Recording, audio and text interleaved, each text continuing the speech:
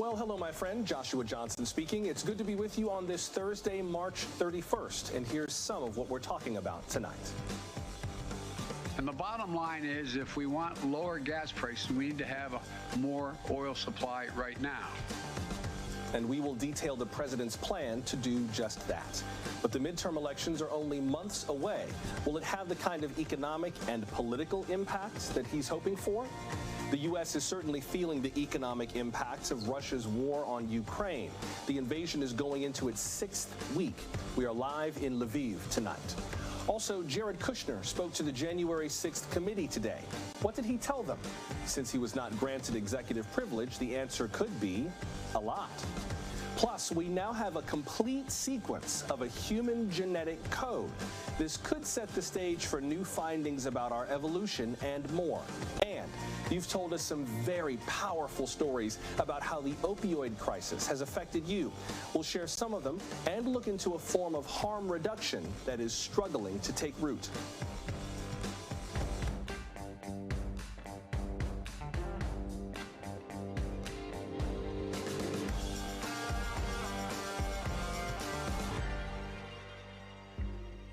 The war in Ukraine is causing problems here in the U.S., especially with gas prices.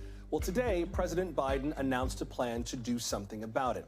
The administration says it will release up to 180 million barrels of oil from the Strategic Petroleum Reserves, and that would be the largest release ever. Our family budgets, your family budgets, to fill a tank, none of it should hinge on whether a dictator declares war. Now, we'll talk more about the impact that could have in just a moment. But meanwhile, it is day 36 of Russia's war against Ukraine, and it brought a bit of relief for people in the hard-hit city of Mariupol. An evacuation convoy made its way out of the city this morning. More people could be on their way out tomorrow. The Red Cross says its team in Ukraine is ready to facilitate the safe passage of civilians out of Mariupol. Today, Russia's defense ministry announced a ceasefire there. Theoretically, that would let a humanitarian corridor open up so residents can get out. But Russia's previous ceasefires have collapsed, so we'll see what happens there. Meanwhile, to the north, the Pentagon says Russian troops are leaving the Chernobyl nuclear power plant. The site of that nuclear disaster was one of the first areas that Russia captured in this invasion. Despite this report, President Biden says he remains skeptical that Russia is pulling back its forces. He added that Vladimir Putin, in his words, seems to be self-isolated. Yesterday, you may recall the U.S. shared an intelligence report. That report claims that Putin's advisors had been misleading him, supposedly because they were afraid to give him bad news about this war. Well, today, the Kremlin dismissed those claims. It warned that what it called a complete misunderstanding of the situation in Moscow could have, in its words, bad consequences. Let's begin with NBC's Ali Arouzi joining us again live from Lviv in western Ukraine. And Ali, this report about a humanitarian corridor from Mariupol to Zaporizhia, which is where, you may remember a few weeks ago, there was that nuclear plant that caught fire a few weeks ago at night. These reports that there would be a humanitarian corridor opened up. Why is this happening now? What's changed? Well, because the situation, Joshua, in Mariupol is just so dire. The Ukrainians have been saying that they need to get everybody out of there because they are in danger of dying. Tens of thousands of people are in danger of dying there, and that's what the Red Cross is saying. So the Red Cross has weighed in and said that they will help with the evacuation efforts out of Mariupol, but they need concrete guarantees from both sides about timing, about passages. And I think one of the reasons the Red Cross has weighed in is because the Russians haven't lived up to their word in opening up any of these corridors previously. These are meant to be safe passages for beleaguered civilians there, but they continue to bomb those so-called green zones where these civilians can travel to. And the feeling is that if the Red Cross is involved, then they would be reluctant to hit those areas out of Mariupol. But as the Red Cross has been saying, tens of thousands of lives are at risk there. Many people are without food, water, running electricity for quite a while now. So if they don't get out, as the Red Cross says, time is running out. So this is really essential. But we're going to find out tomorrow morning if the Russians have honored that safe zone or not. They haven't so far, but maybe they'll succumb this time. Yeah, Ali, I was wondering how this fits into the other reports about what Russian troops are doing. You heard Secretary of State Antony Blinken say this week, and also John Kirby, who's the spokesman at the Pentagon, say that they didn't believe that Russia was drawing back, but that they were kind of regrouping. And then President Biden said that there were reports of the Russians beefing up their forces in eastern Ukraine, in the Donbas region. So what's the net effect of all this Russian troop movement? That's right. Well, look, a large bulk of the Russian troops still remain around Kyiv, around Chernihiv.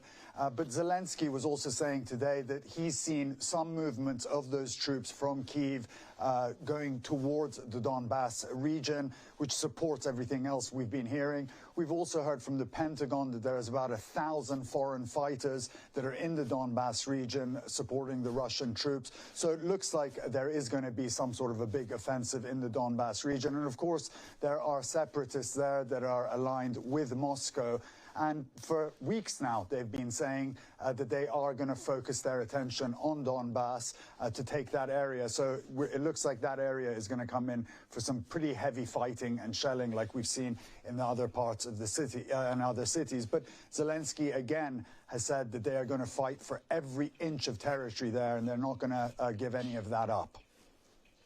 Ali, how do we make sense of these reports about what Vladimir Putin is or is not being told? The U.S. claiming that his military leaders, his defense minister, are basically just afraid to give him bad news about how this war is going. I think a lot of people are amazed, if not heartened, by what has happened in Ukraine on the ground, that the Ukrainian armed forces have been so effective thus far in repelling the Russian advance. Then again, I could also understand strategically if Putin just wanted to kind of bleed Ukraine's military for a while and then swoop in and then kind of make his big move. I'm not sure what context to put all these reports into. Well, I mean, those intelligence reports that he's being kept in the dark are probably quite accurate because they declassified them, they put them out there, and quite frankly, a lot of the information the U.S. has been giving about what's going on the ground here has been very accurate. I mean, nobody really believed that Russia was going to invade Ukraine before it happened. You speak to a lot of Ukrainians here, they didn't think it was going to happen, but those intelligence reports turned out to be pretty accurate. But he is having a devastating war here. If his plan was to, to beat down the Ukrainian army, to get them to sort of capitulate to his demands, that hasn't worked. I mean, he hasn't been able to take Kyiv, which they thought was going to be a march to the capital, and the Ukrainians were going to surrender immediately. That hasn't happened. He hasn't taken any major cities in this war yet, and the Ukrainians still control the majority of their territory. So he's probably having to reconfigure, regroup, re-strategize, and obviously he's not happy with the intelligence he's been getting from his military brass back in Moscow, which has probably made him reassess a lot of what's going on here. I mean, we heard reports that Putin said that conscripts weren't being sent here, and then we find out that not only conscripts have been sent here, but they've been killed. And that shows that, he needs all the military might he can get, from conscripts to foreign fighters to separatists in Donbass to beat Ukraine, but he hasn't fulfilled any of those objectives so far. Thank you, Ali. We appreciate you starting us off tonight. That's NBC's Ali Arouzi reporting from Lviv in western Ukraine. Tonight, there is a tense, eerie quiet just north of Kyiv in the city of Irpin. Russian troops have backed away from there for now, but live artillery sits unexploded on streets and even at playgrounds. Now, fair warning, our next report from our partners at Sky News contains some rather disturbing images that might be hard to watch. With that said, special correspondent Alex Crawford takes us inside Irpin. Irpin is still far from safe, and we were taken into the town at speed with armed guards. This is the closest the Russians got to the capital, just a few kilometers away, and this is where they fought some of their most savage street battles. The fighting and bombing went on for more than a month. In parts of the town, there's hardly a building or home which is untouched. Ukrainian soldiers are still very much on red alert here. Stop. We're waved through, but they're extremely worried about any mines or traps the Russians may have left behind. And this is what is left of much of Irpin. What terror must have been felt by those living in these apartment blocks as shell after shell came raining in, mortar after mortar and heavy artillery. The place is littered with unexploded ordnance, in playgrounds, in residential forecourts. Nowhere was off limits and there was no mercy shown for Irpin's residents. People obviously tried to pack their cars to try and get out of here as the shelling came in, and you can see the place is strewn with belongings as they tried to get out, but the shells were coming in and hitting even the vehicles as they tried to escape. They're still retrieving the many dead here. The exact numbers who died will take some time to confirm, with survivors talking of burying relatives and friends in the parks and playgrounds during the month-long bombardment. Ukrainian forces were not meant to be able to do this, drive back their much more powerful enemy, but they fought fantastically hard. Irpin has turned out to be one of the pivotal battles of the war so far, but whatever constitutes victory here has come with huge sacrifices. You see quite heavy casualties that Russian troops have committed.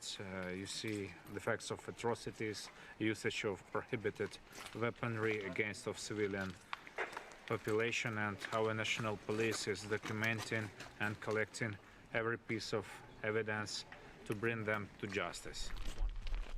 It's a wonder any of these people are still alive, and the last few to be brought out showed terrible signs of suffering and pain. Have you got an apple? He asks us. He looks very gaunt, and his feet are in a terrible state. Most of the town's infrastructure has been bombed, so he and the others trapped in the town had no electricity, little food or water, and constant shelling and fighting. When did you last eat, we asked. 3 days ago, comes the reply. We found a few hardy residents who've managed to stick it out through the very worst. This is just terrible, Sergei tells us. All that's happened here is just barbaric.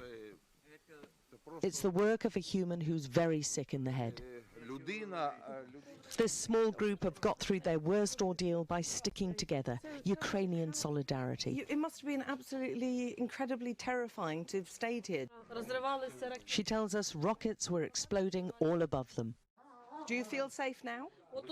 We were just here, she says, just sitting here, and they were right over us. The near-constant attacks have seen the town virtually emptied, with all those we spoke to believing the Russians will be back, maybe to Irpin, certainly to try to take the capital again. And they have the problem of clearing it all of the highly dangerous munitions too. It's an enormous challenge, the capital's top police officer told us. Our specialists have calculated the longest period between shellings was about 21 seconds, he said. And for the elderly we saw being stretchered out, she kept her eyes tightly closed, she's so scared. The ordeal is not over yet. All their lives have been altered beyond comprehension. Yet as we left, those remaining still showed incredible defiance and fortitude. Alex Crawford, Sky News, inside Irpin. Since this war began, the UN's refugee agency says more than 4 million people have fled Ukraine. The world has watched missiles rain down on military and civilian targets. But people from many walks of life are stepping up to help. President Zelensky has praised Ashton Kutcher and Mila Kunis for donating more than $35 million. Mila Kunis was born in Ukraine. And the Red Cross recently announced a $10 million donation to Ukraine crisis relief. Take a look at how other Americans are helping Ukrainians affected by this war.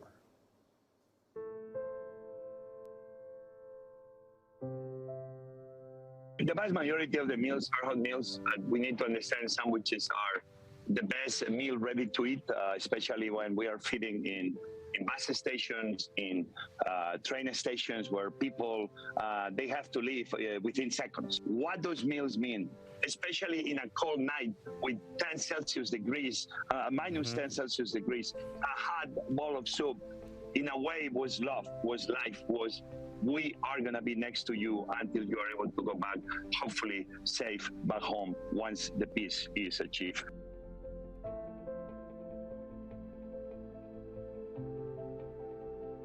Full cars and full hearts. So we're always looking for good things to do. As people dropped off bags stuffed with donations at the Ukrainian National Home of Hartford today. If that were us and our family, you know, we'd want to help however we could.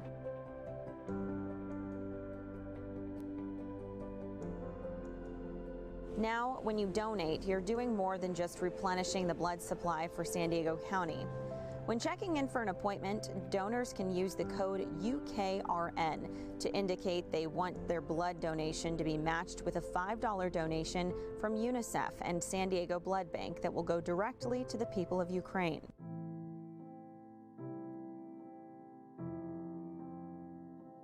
Christine Perfecki spends as much time as she can here. Oh, hot hands, that's great. Inside the Ukrainian American Relief Committee, sorting, taping, and addressing box after box of supplies that'll soon make its way to Ukraine. She knows what Ukrainians are going through. At the age of 3, she too was forced to flee from her home country. When the Russians were advancing on my native city of Lviv, this was 1944, I was one of those kids you see, and many of us here, whose mother just grabbed her, a bag, one toy, and off we went into the unknown. Some of the ways that people are helping out. Still to come, some news on gas prices that could help Americans fill up their tanks. We'll explain President Biden's plan to cut those costs and when you might feel some relief. We're glad you're with us for Now Tonight from NBC News.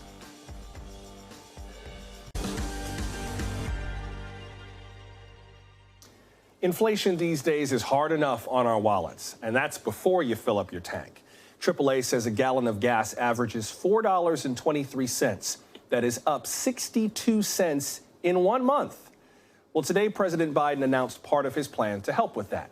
The administration plans to release 180 million barrels of oil from the nation's strategic petroleum reserve, 1 million barrels a day for the next 6 months.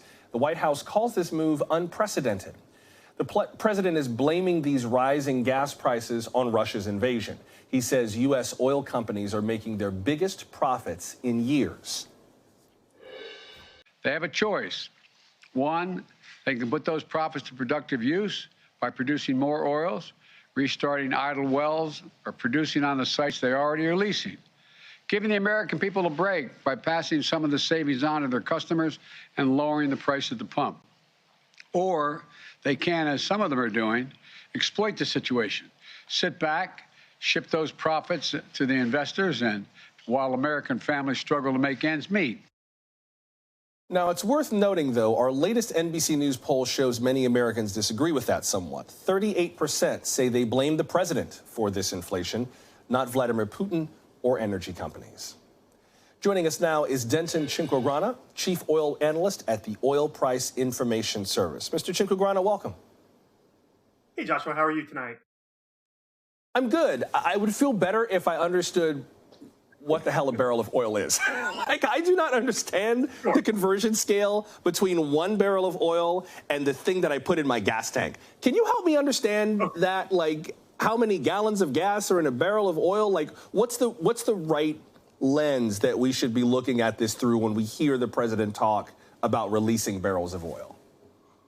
Sure. So first off, there's 42 gallons in a barrel. So there you go. Keep that number in your head, 42 gallons. But really the only customers for crude oil are refiners. So the refineries take in the oil, run it through a very difficult process. It's not easy. And full disclosure, I am not a petroleum engineer. I've just followed these markets for which seems like forever. But again, what comes out of a refinery is not just diesel, jet fuel, gasoline, asphalt, petrochemicals that go into making plastic. So there's a lot of different products that come out that derive from crude oil. From there, through the process, so the gasoline from there will go into pipelines or stay near the refinery where people might live. And from there, the pipelines will deliver to what's called a rack or a terminal. If you're in the New York, New Jersey area and you go by Newark Airport, You see all those big tanks? Those are a bunch of terminals and storage tanks. From there, the tanker trucks will pick that up. Tanker truck holds about 8,500 gallons, and they'll distribute to all the stations in the local area. So that's kind of the, kind of beginning to start to kind of finish until it gets into your tank. Now, a lot of things can happen along the way. Refineries have blips, pipelines have issues, terminals run low on supplies. And right now, one thing that we saw last year that still hasn't been solved is we have a shortage of truck drivers.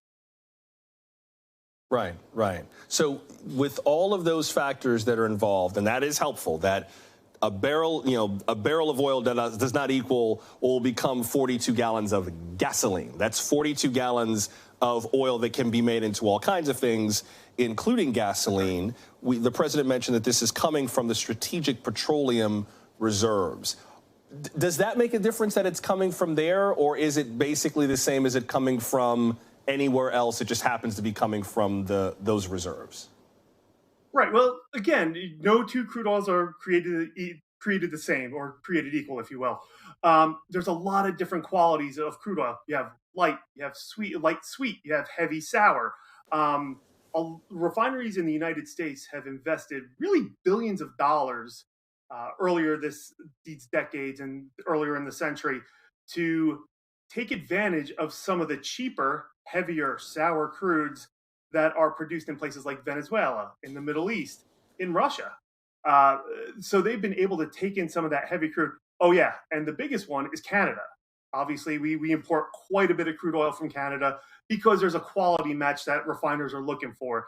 They can take this heavy, kind of gross, sludgy crude oil and turn it into reusable products. Whereas what the United States is producing in places like West Texas, North Dakota, is on a more lighter and sweeter side. Now, granted, refiners can use it, but the refineries haven't necessarily been tooled to run as much of that as we'd probably like, or as what might be available at some point. So is the oil that comes from the Strategic Petroleum Reserve that you said sludgy? Is it that? Is it not that? Is it the kind of oil that is easier to refine into all these different products, or is it a little bit of everything? Yeah, it's a little bit of everything. And I think, depending on who buys this, some of it may end up loaded on in the Gulf of Mexico onto a ship and shipped to Europe and refineries there, which, again, if we're going to supply 1 million barrels a day out of the SPR, that might be a way. And again, there's no reports about this, just my own kind of personal theory. Maybe the Biden administration is using this as sort of the carrot for Europe and say, hey, we could get you 1 million a day of lighter, sweeter stuff to get you on board with sanctions. Let me ask you one more thing before I have to let you go. There was something else the president mentioned in terms of his plan. Listen, here's part of what the president said. Right now, oil and gas industry is sitting on nearly 9,000 unused but approved permits for production on federal lands, or more than 1 million unused acres they have a right to pump on. And I'm calling for a use it or lose it policy. Congress should make companies pay fees on wells on federal leases they haven't used in years, and acres of public land they're hoarding without production. Briefly, before I have to let you go, the president used that word hoarding, which suggests that oil companies could be producing more oil, but they're not, as a way to keep the profits high. So now the U.S. is releasing oil when these companies could be drilling themselves on leases they already have. Is there more to this? Am I seeing this right? A little bit more to it than that. You don't just snap your fingers and more oil shows up, right? It takes time. I think probably a good rule of thumb is maybe to use about 6-7 months from start to finish of when that oil will get to market. So again, it's going to take some time, and maybe, there's obviously been an adversarial relationship between the oil and gas industry and the Biden administration. Could this be, and perhaps I'm being a bit naive, the Biden administration giving a bridge to that time point where producers can increase output? They're working on it. But like everything else, like every other industry, they're dealing with labor shortages, equipment shortages. One of the key ingredients to fracking, hydraulic fracking in West Texas, is frac sand. Right now, there's a shortage of frac sand. So again, a lot of different moving pieces, of course. I think kind of the language today was probably a bit aggressive from the president. But with that being said, maybe he's trying to issue a warning. But also, I'm hoping that it's a bridge to when producers can really up production, because they are working on it. It just takes time, and if anything, preach patience. Yeah, I appreciate you explaining all these moving parts to us. Denton Chinquagrana, thanks very much. Thanks, Joshua. Have a good night. Coming up, the opioid crisis. More caregivers are fighting these drugs with specialized medications, but prescribing them is not easy. We'll explain the challenges of using opioid agonists. Plus, parts of the South are recovering from major storms. The latest forecast of where those storms are headed is just ahead. Stay close.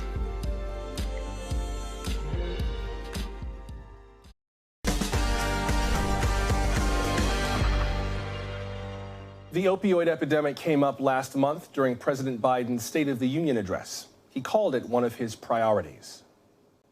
So much we can do. Increased funding for prevention, treatment, harm reduction and recovery. Get rid of outdated rules and stop doctors that stop doctors from prescribing treatments. That funding is in the president's budget for next fiscal year. He's asking Congress to allocate almost $43 billion to National Drug Control Program agencies. The White House says that would significantly fund evidence-based prevention and harm reduction services. The need for these services is growing fast, but one treatment in particular has proven especially hard to get. In the first year of the COVID-19 pandemic, the Centers for Disease Control reported that 100,000 Americans died of drug overdoses, a historic high. Experts attribute this spike in overdoses not to the virus, but to a drug, fentanyl. According to the CDC, this synthetic opioid is up to 50 times stronger than heroin and 100 times stronger than morphine. It's often laced into other illicit drugs, poisoning unsuspecting users. The National Institutes of Health says that almost 3 million Americans are dealing with opioid use disorder. Some say harm reduction is the answer. One strategy, different drugs that compete with opioids in the body. Medications such as methadone and buprenorphine. These medications sort of sit on the opioid receptor. They bind to the opioid receptor, but they tend not to activate it in the same way, and so that they just prevent craving and withdrawal. These drugs are called opioid agonists. The Drug Enforcement Administration regulates these medications and limits how they can be prescribed. Dr. David Feline specializes in addiction medicine at Yale. He says the regulations can limit access to these medications. We know that probably only 25 or 20% of individuals with opioid use disorder in any given year have access to these medications, and you think about that, that would be completely unacceptable for any other medical condition. Methadone was the original opioid agonist treatment. It cannot be prescribed outside of an OTP, an opioid treatment program. You have to arrive in person, and until you've proven that you can be trusted with medication to take home with you, you generally have to show up every single day. It can be a full-time job just going to get your medicine every day. The DEA is taking steps to expand access to these types of treatments. Some families say this expansion cannot come soon enough. Jennifer Hornack lost her son, Quincy Berry, to an overdose. Quincy passed away from a drug overdose when he was 31. He had problems with opioid use for a decade. He had been into rehab twice. A relapse led Mr. Berry to search for a new rehab center. She says he could not find one that would let him remain on the opioid agonist Suboxone. He ended up going to a facility that weaned him off of it. And I was like, well, okay, that's good. They know what they're doing.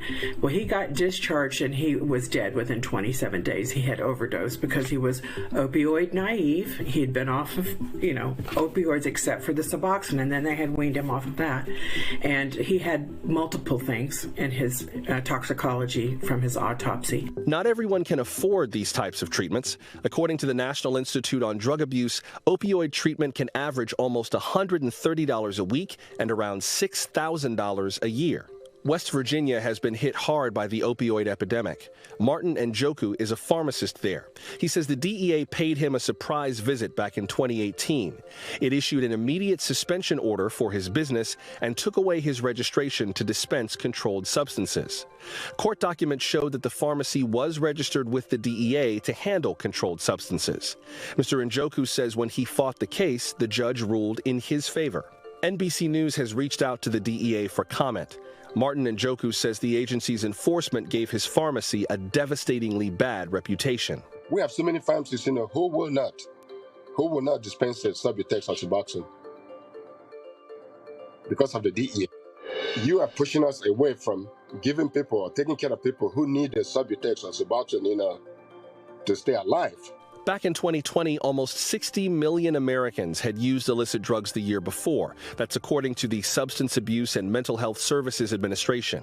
It's an immense problem, one that advocates say demands new answers. With the current administration, they've given a lot of talk to harm reduction, which is great. And they are actually putting some money where their mouth is, and they're offering some grants to harm reduction organizations. I think the important thing that we've been working on is to make sure these medications are available through general medical setting. We like to use what's called a no wrong door policy, so that wherever you show up in the healthcare system, there's somebody who's able to make a determination and start you on your treatment pathway. Again, we did reach out to the DEA for its side of this story. We're still awaiting comment, but that invitation stands. In the meantime, many of you shared some deeply personal experiences of how the opioid epidemic has affected you. Here is what Tracy left in our inbox.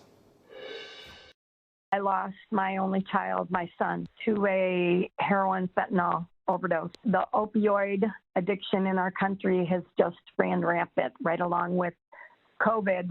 And hopefully one day we will see a light at the end of our tunnel.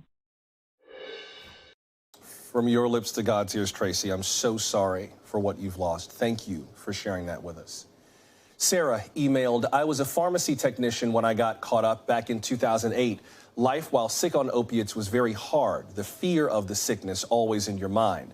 My husband and I were very lucky. We were able to get help. We also heard from people who are helping others through addiction. Taylor left this message in our inbox. We do not have enough resources in this country to help fight the opioid epidemic. I opened a ton of sober living houses here in Charleston through a nonprofit called Oxford House. And prior to moving into those Oxford houses that are the most affordable sober living houses, there is no resources to actually get medical treatment that you need before being pushed out on your own. I can only imagine what that's been like, Taylor. Thank you very much, and thank you for sharing that. The opioid crisis has also made it harder for some folks to get prescription pain medications. A few folks mentioned this to me on Twitter, and Anna also wrote into us about that. Anna writes, there's another side to this opioid crisis that you don't hear about. They are the stories of people who are in chronic and severe pain every day of their lives. These people can't get relief because Congress stepped in and made it harder for doctors to prescribe opioids. It's not even their area of expertise. They really should stay out of what they don't know. That is what we've heard from a number of people. That's also what Tamara says happened to her. Here's what Tamara had to say. I'm in chronic, severe pain every day from the moment I wake up to the moment I go to bed and during my sleep. And I cannot get any pain medicine thanks to all this drama that is going on with other people that, have the problem. It has messed it up for the rest of us that desperately need pain medicine. Tamara, I wish yours was the first time I had ever heard someone talk about that, but you are like so many people who are dealing with one of the after effects of the opioid crisis.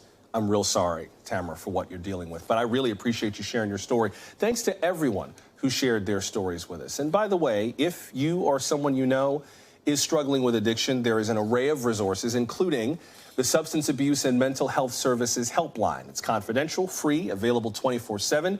Here's the number, 800-662-HELP.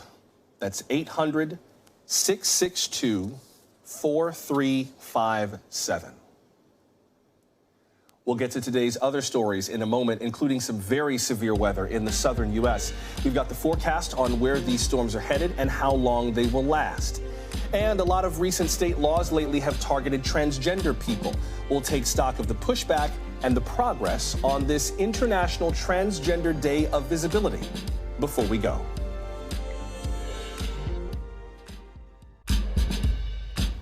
All right, more headlines now, starting with the latest in the January 6th investigation. Inquiries by House lawmakers and the Department of Justice are both expanding.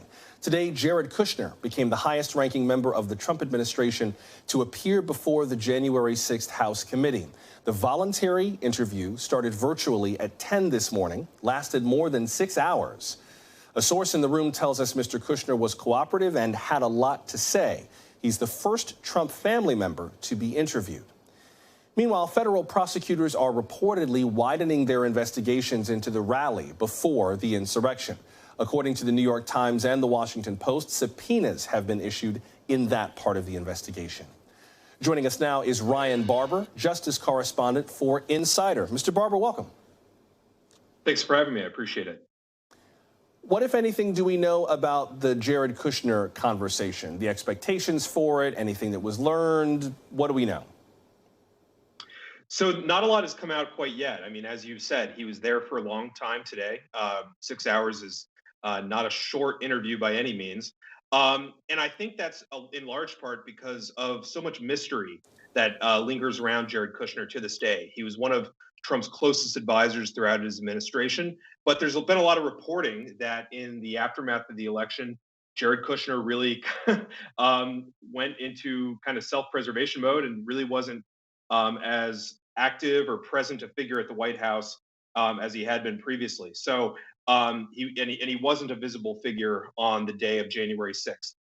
So I think that is really going to be an interesting area to dig into as we get more time post-interview to learn what was said, what kind of questions were answered, because he really was such a question mark around January 6th. What other what other information do we think might come of some of these other interviews, particularly testimony from Ivanka Trump? They have not been extended thus far, the kind of executive privilege that some of the witnesses have requested to kind of shield them from having to reveal deeper details of what went on in the White House. That's exactly right. I mean, Joe Biden has waived executive privilege for the purposes of this investigation. He thinks that the events of January 6th were such a grave attack on our democracy that they don't merit that kind of protection. Ivanka Trump is, I think, where a lot of this gets really interesting. I think Ivanka Trump is being looked to as a source for information, actually, about some of those videos that were filmed of then President Donald Trump on January 6th when he told, under pressure from his aides, under some pleading from his aides to get the rioters to stand down as they attacked the Capitol. I think Ivanka Trump may be looked to as a source for information about Trump's state of mind that day. There's been reporting over the course of the January 6th investigation about the committee getting its hands on multiple versions of the tape, multiple recordings of that tape. And from the ones that were not released, there can be some insights drawn about Trump's state of mind that day, how he was thinking about the insurrection, how he was thinking about the conduct of his supporters who were ransacking the Capitol and attacking police. The Justice Department is also looking at the planning and funding of the rally before the riots. And according to the Times, there's a grand jury that's issued subpoenas to the people involved. Here was Attorney General Merrick Garland describing the scope of the investigation back in January. Watch. The Justice Department remains committed to holding all January 6 perpetrators at any level accountable under law, whether they were present that day or were otherwise criminally responsible for the assault on our democracy. We will follow the facts wherever they lead.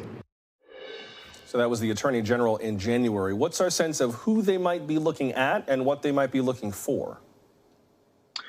So for now, what they're looking at is really the financing and some of the preparations for the rally, the so-called Stop the Steal rally on January 6th. So this is a level in between, at least based upon what we know so far from the subpoenas. This is a level between the people who are really storming the Capitol, the more than 770 people who have so far been charged in connection with the violence of January 6th. This is a step above that, getting closer to the White House. The people whose names were on permits for to have the rally that day, the people who were involved in the fundraising and financing for the rally that day. And yeah, as you just said, I mean, this is really the Justice Department living up to what Attorney General Merrick Garland foreshadowed in remarks on the eve of the one-year anniversary of the January 6th insurrection. Another notable thing that happened this week with regard to the January 6th investigation was the Biden administration as a whole put out a budget request for the upcoming year. And that's really a statement of the administration's priorities. And the Justice Department's piece of that included a request for 131 additional prosecutors to help out with the January 6th prosecutions. And that's really just a sign and a signal of how the Justice Department is really in this for the long haul. They don't really see an immediate end by any means to this criminal investigation. So in addition to handling those prosecutions, they are working their way up. Ryan Barber, Justice Correspondent for Insider. We appreciate you joining us. Thank you very much. Thanks for having me. Severe thunderstorms are continuing to head east across the U.S. They left a path of destruction from Louisiana all the way to Indiana. This storm system is responsible for multiple tornadoes. One of them killed 2 people today in the Florida Panhandle. Officials have also confirmed that an EF3 tornado touched down in Arkansas, and that storm injured at least 7 people. NBC meteorologist Michelle Grossman is here with the forecast. Michelle, what can we expect?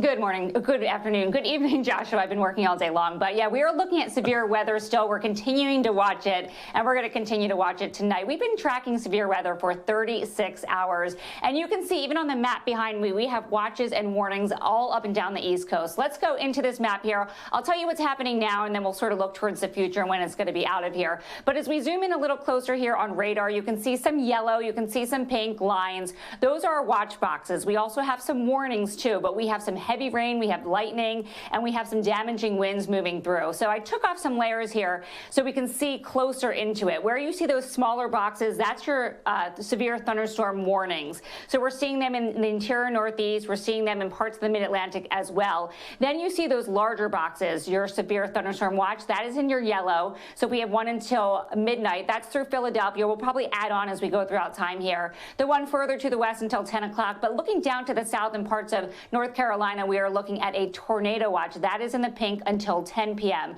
So we are not done with this system yet. We do have 51 million people still at risk for severe weather tonight. And tornadoes, when they happen at night, they are 2 times deadlier, simply because we're not paying attention. So as we're looking at this map here, this is from the Severe Prediction Center. Where you see that orange, that is your enhanced risk. Where you see the yellow, that is a slight risk, extending from the Northeast all the way down through the Carolinas. So as we go throughout time here, we're going to see this cold front. It's a strong one. It's a long one, stretching from the Northeast all the way down through parts of the Southeast. This will continue to move off the coast. So that's going to improve conditions as we move throughout the overnight hours. But before that, we're going to still see the risk for storms. Back behind this, though, we're looking at some very cold air filtering in for our first day of April tomorrow, April 1st. And we're going to see the chance for snow squalls once again. Remember what happened on Monday with that deadly pileup on I-81 in Pennsylvania with those snow squalls. It's essentially a wall of snow where the visibility goes down to 0. So we're going to watch that closely tomorrow. Also, the tail end of this cold front is sort of going to get hung up in central Florida. It's going to kind of hang out day after day until at least Saturday into Sunday. So for tomorrow, we're looking at strong storms in central Florida. You could see some gusty winds, also some locally heavy downpours. They've seen a lot of rain already. We're going to add 2 or 3 inches to that. Then by Saturday, with that front still hanging out, we're going to see an area of low pressure. It's sort of like a train going over track, just giving it a little more oomph. So we're going to see soaking rainfall on Saturday. Could see areas of coastal flooding. Could also see the chance for severe weather as well. I'll show you that in just a second. But rainfall, we're expecting a lot here, generally 1 to 3 inches, but could see up to 3 inches in some spots. Also, we have a marginal risk tomorrow for some severe weather in Florida. That's really the only spot tomorrow, so that's the better news. But winds gusting to 60 miles per hour. Could see some hail up to an inch in some spots, and also the isolated chance for a tornado. So taking a look at this map, this is in terms of the temperature. This is why we're getting this severe weather. It's sort of the battle of the seasons. So you're going to get that battle zone. That line right there is your jet stream. It's dipped so far to the south. So it's kind of opening up the door from Canada, letting all this cold air in. And we're looking at temperatures, Joshua, in Rochester, 12 degrees below what is typical for this time of year. April 1st, just 39 degrees. So it's going to be chilly for many in the Northeast tomorrow. Thank you, Michelle, for watching this all morning and afternoon and evening. Yeah. And we will definitely keep an eye on this storm as the weekend comes. I understand, though. Yes. It's been a long day. There's a lot going on. It has. And you've been doing the forecast all day long. I appreciate it. NBC meteorologist Michelle Grossman. Thank you. Get some That's sleep. so sweet. Thanks very much. Thanks. Bye. Let's talk science. Geneticists have made a huge breakthrough that's been decades in the making. The first complete sequence of a human genome that is a full picture of an individual's DNA. And the key is individuals, because everybody's genome is a little bit different. Well, about 20 years ago, the National Institutes of Health created a genomic sequence from several people's DNA, kind of a generic genome. And that sequence was about 92% complete. Well, they finally filled in that last 8%. The new sequence will be even more useful in exploring certain diseases and answering more precisely some of biology's most basic questions, like how chromosomes divide. A team led partly by UC Santa Cruz assistant professor Karen Miga closed that gap. Today is the International Transgender Day of Visibility. At the White House, the Biden administration announced policy changes affecting trans Americans. The State Department says it will add another gender option to passports. Currently, you must choose between M for male or F for female, while U.S. passports will soon offer an X for gender neutral. And that change takes effect on April 11th. Also, the administration will partner with airlines, the TSA and DHS to add X gender markers to their systems. The TSA will also update its procedures to make physical screenings less physically invasive. Meanwhile, the Social Security Administration will stop requiring trans people to provide certain documents, like doctor's notes, to update their gender information. Attending today's White House event, 4-star Admiral Rachel Levine, the Assistant Secretary for Health at HHS. She is the highest-ranking openly trans official in the United States government. Also on hand was Jeopardy master Amy Schneider. She was the first woman to earn $1 million on the quiz show after winning 40 games in a row. President Biden also posted a message online to transgender Americans. He says his administration will protect them from anti-trans legislation in state houses. To everyone celebrating Transgender Day of Visibility, I want you to know that your president sees you. Jill, Kamala, Doug, our entire administration sees you for who you are, made in the image of God and deserving of dignity, respect, and support. And U.S. Education Secretary Miguel Cardona held a roundtable with Florida Democratic Congressman Darren Soto. They listened to the concerns of LGBTQ students in Florida and their families. Joining us now is Dawn Ennis, a journalist and professor at the University of Hartford. Professor Ennis, welcome. Good to have you with us. Thank you very much, Joshua. I'm a big fan of the week and of your work, so thank you for having me. Oh, gosh, I really appreciate that. We're glad you're here. I wonder, first of all, what the importance of this kind of visibility is to you in terms of the value of this day, of this remembrance. What is visibility worth these days? You know, I have been visible since coming out 9 years ago.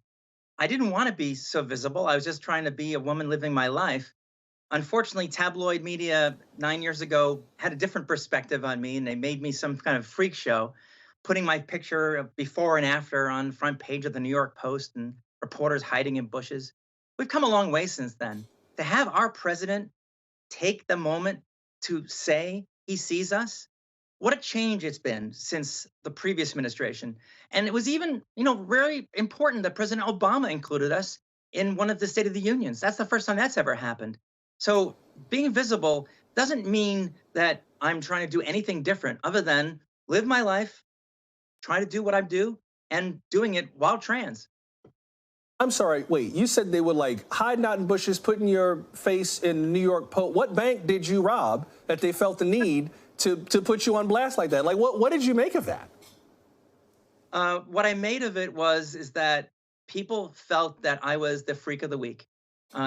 We had just the most amazing neighbors who, when the reporters came knocking at the door and said, "What do you think about the tranny who lives next door?" They slammed the door in their face. I hadn't even come out to them yet.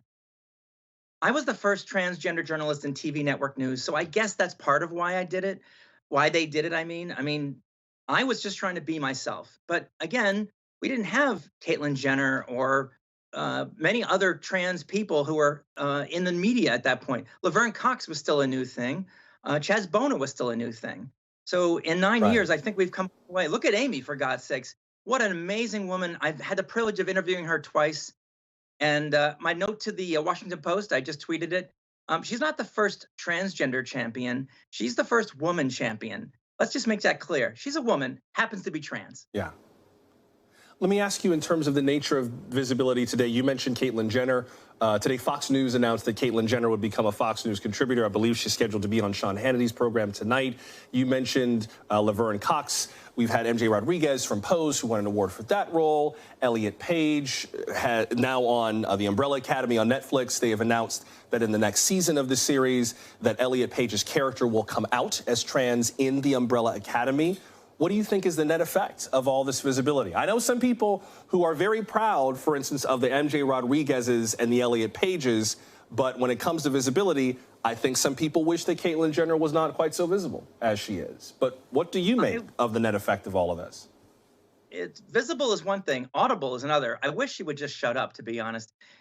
I have interviewed her twice, all right, in her mansion in the Malibu Mountains, and I've interviewed her on a podcast. She's a person who is trying to achieve a political goal and a personal goal, which is to be talked about. And I'm doing that right now by giving her oxygen. Personally, I respect that she has her life. It's great that she's come out, but we don't see eye to eye on a lot of things, namely transgender athletes. And although there are Republicans, yeah, that's me interviewing her there. There are transgender Republicans. We come in all different flavors, Black, brown, Latina. We are intersectional, disabled. I'm a queer woman, and I just don't have the same path or resources that Caitlyn Jenner has. And when you're visible like Caitlyn Jenner, I feel like it's a waste that you're not sharing those resources as you could. I know I got to let you go in a minute, but I can imagine that there are a number of people who would see something like a Trans Day of Visibility and go, all right, fine, you're visible, I see you. I don't know what else you want me to do from here. I don't care what your gender identity is. You're just a person to me. It doesn't matter. It's fine. You're visible. I don't know what, I don't even know why we're having this conversation. I can think of people who have that going in their head and they're not sure what to do with this. Before I have to let you go, what's the next step beyond visibility? Once more trans people are visible, then what's the next step for cisgender people like me? I would love it if we never had another Transgender Day of Visibility, because we're all accepted. We are protected equally under the law, under the 14th Amendment, but we're not. So we are visible because right now I could go to a different state and not get my children or myself gender affirming care, that there would be a restriction on my ability to get housing, to do other things. Now we have the Supreme Court backing us up on employment. That's great. But sports and other ways of living, we just want to be able to do what we do without anyone judging us. Acceptance is what our goal is. No other goal than that. No agenda other than to be treated like everybody else. I hear that. By the way, for those of you who are new to talking about gender issues, cisgender refers to someone whose biological sex at birth and gender identity today match. I was born male, I identify as a man, so I am a cisgender man, just to define that term. Because visibility also includes a little vocabulary, I think. Yes. University of Hartford professor Dawn Ennis, I'm really glad you made time for us tonight. Thank you so much. Thank you, Joshua. All the best. And hey, thank you for making time for us also. Tomorrow, our experts will answer more of your questions on the war in Ukraine. You've sent some really good ones in for every Friday, so please keep sending them in. We are at NBC Now Tonight on Twitter, TikTok, Facebook, and Instagram. Leave us a voicemail, 888-575-2NBC. That's 888-575-2622. Or email us nowtonight@nbcnews.com. Come on back tomorrow for the answers to your questions, but until we meet again, I'm Joshua Johnson. We'll see you tomorrow. Good night.